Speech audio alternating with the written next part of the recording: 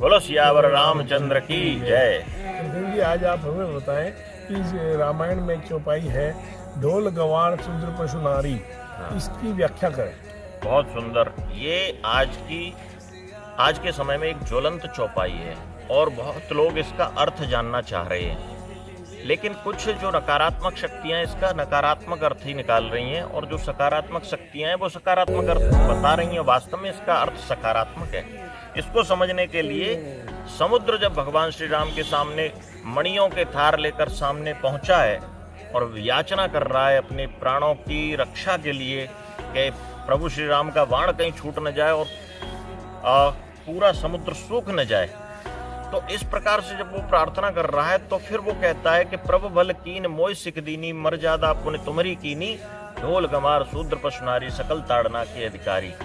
इसके भीतर हे प्रभु आपने बड़ी अच्छी सीख दी है मुझे, और जिस प्रकार से ढोल गमार शूद्र पशु नारी सकल ताड़ना के अधिकारी होते हैं, वैसे ही मैं भी शिक्षा का अधिकारी हूँ। अच्छा, यहाँ पर अब आता है ये इसका अर्थ क्या है। तो जो ताड़ना शब्द है उसके कई अर्थ हैं। तो देखो, जब हम छोटे थे तो हम श्लेष अलंकार पढ़ते थे। श्लेष अलंकार में क्या होता था कि एक ही शब्द है और उसके अलग अलग लोगों के लिए अलग अलग अर्थ हैं। जैसे एक उदाहरण है कि सुगरन को खोजत फिरे कभी कामी और चोर। सुबरन को खोजत फिरे कभी कामी और चोर। तो सुबरन का अर्थ क्या है?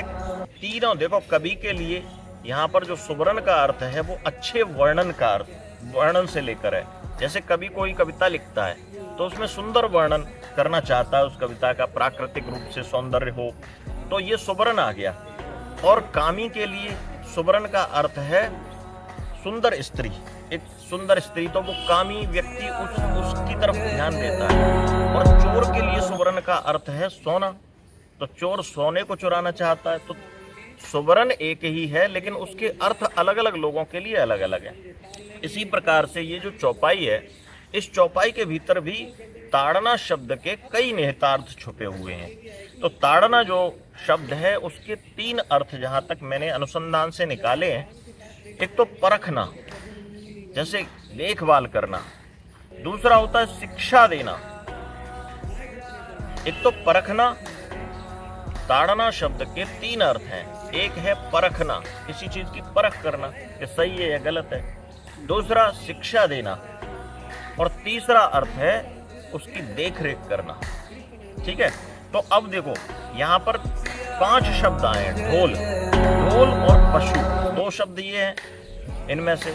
तो 2 शब्द के लिए परखना, यानी आप जब भी ढोल बजाएंगे तो उसकी ध्वनि सही निकले और उसमें से संगीत सुर वाला निकले, तो इसलिए उसको परखा जाता है। पहले परखा, ढोल बजाने वाला सबसे पहले चेक करेगा कि इसमें संगीत सही आ रहा है, कहीं बेसुरा तो नहीं आ रहा। ऐसे ही जब आप कोई पशु, गांव में जब पशुओं का मेला लगता है तो वो पशुओं को परखते हैं।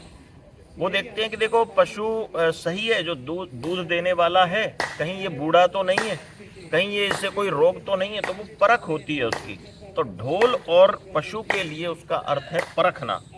गंवार की जब बात आती है तो गंवार के लिए उसका अर्थ है देखरेख करना। देखो, गंवार क्या है? सामान्य तौर पर एक शब्द है, प्रचलित है हम सब लोगों के बीच में, कि जो लोक व्यवहार करना नहीं जानता, जो अच्छे से सामाजिकता का जिसको ज्ञान नहीं होता है, वो है गंवार। उसे हम गंवार कहते हैं। तो गंवार को देखरेख करना कि ये कहीं कुछ गलत ना कर दे। तो यहाँ पर ताड़ना का अर्थ है देखरेख करना। और तीसरा जो 2 शब्द आते हैं तीसरे स्थान पर, शूद्र और नारी। तो शूद्र क्या है कि सेवक, जिसे हम सेवा कर रहा है, कोई भी व्यक्ति शूद्र हो सकता है जो सेवा कर रहा है, किसी भी प्रकार की सेवा कर रहा है तो वो शूद्र है। तो शूद्र के लिए शिक्षा देना। देखो, सेवा भी अगर आप सही दिशा में हो, अगर गलत की सेवा करोगे या गलत दिशा में सेवा करोगे तो वो सार्थक नहीं होगी। तो सेवा भी आपकी सही लोगों के लिए हो तो वो फलीभूत होती है। तो वो सही दिशा की शिक्षा देना। तो यहाँ पर ताड़ना का अर्थ हो गया कि सेवा किसकी करनी चाहिए, इसकी शिक्षा प्राप्त करना। तो वो शूद्र के लिए शिक्षा देना हो गया इसका। इसी प्रकार से नारी। अच्छा, नारी के लिए यहाँ पर दोनों अर्थ हैं। एक शिक्षा भी है और दूसरा देखरेख भी है।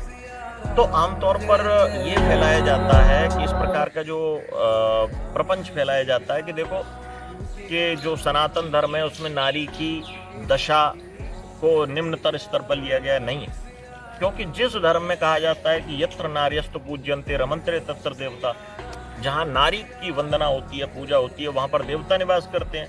तो भाई वहाँ पर नारी को हम निकृष्ट भाव में कैसे ले सकते हैं? तो वहाँ पर नारी को पूजनीय माना गया, तो इसलिए उसकी शिक्षा अनिवार्य है। तो आज इतनी माएँ जब हमारे घरों में शिक्षित होती हैं तभी तो वो अपने बच्चों में संस्कार डाल पाती हैं। तो शिक्षा का मतलब केवल किसी चीज़ की जानकारी नहीं है, संस्कारों की जानकारी वो शिक्षा है। तो नारी शिक्षित होनी चाहिए। तो उसकी ट्रेनिंग हमारे यहाँ बाल्यकाल से ही, और जब विवाहित होती है तब तक उसकी माँ, उसके पिता, उसके भाई बहन, ये सब उसको विशेष रूप से एक प्रशिक्षण देते हैं।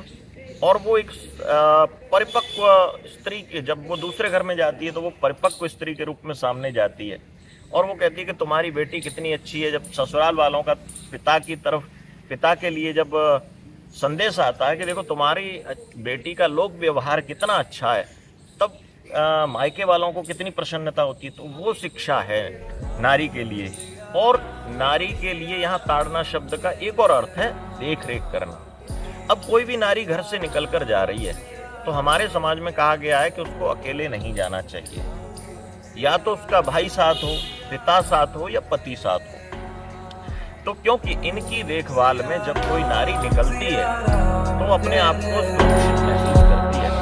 माता सीता भी जब रावण सामने आता है माता सीता के, तो वो कहता है कि देख तू मुझे स्वीकार कर ले तो मैं तुझे इस पूरी लंका की पटरानी बना दूंगा। तो माता सीता वहां पर एक तिनके का सहारा लेती हैं। अच्छा, माता सीता भी भूमि से उत्पन्न है और तिनका भी भूमि से उत्पन्न है, तो वो तिनका जो है वो उनका भाई हुआ। माता सीता भूमिजा हैं और तिनके को भी आप भूमिज कहते हैं। तो माता सीता का भाई हुआ। तो वो जब इस प्रकार का दुष्ट प्रवृत्ति का कोई व्यक्ति किसी नारी पर गलत दृष्टि डालता है तो या तो वो अपने भाई की शरण लेती है, या अपने पिता की शरण लेती है, या पति की शरण लेती है। तो इस प्रकार से उन्होंने भूमिजा यानी उस तृणधर ओट कहत बेदेही सुमिर अवधपत परम स्नेही, तो उन्होंने उस तिनके का सहारा लिया है, यानी अपने भाई का सहारा लिया। एक तरह से एक संकेत है ये। तो कहने का तात्पर्य है कि यहाँ पर ताड़ना जो शब्द है, उस ताड़ना शब्द का देखरेख करना और शिक्षा देना दोनों ही नारी के संदर्भ में उचित हैं। तो इस प्रकार से हम इसे एक श्लेष अलंकार के तौर पर इस पूरी चौपाई को समझें। और दूसरा, अगर कोई इसे नकारात्मक लेता भी है इस चौपाई को, तो ये मान के चलो कि ये किसने कही है। जो डरा हुआ है, जो समुद्र है, जो भगवान श्री राम के सामने कप आ रहा है, उसे लग रहा है कि मैं सूख जाऊंगा, ये अपना बाण चला देंगे तो मेरा अस्तित्व समाप्त हो जाएंगे, वो अपने मुख से ऐसी बात कह रहा है। तो डरे हुए व्यक्ति के मुख से कभी भी उचित बात नहीं निकलती। अगर कोई इस चौपाई को नकारात्मक अर्थ में लेता है तो उसको ये समझ लेना चाहिए। तो आज के इस वीडियो को हम यहीं पर विश्राम करते हैं। एक बार बोलेंगे सियावर रामचंद्र की जय।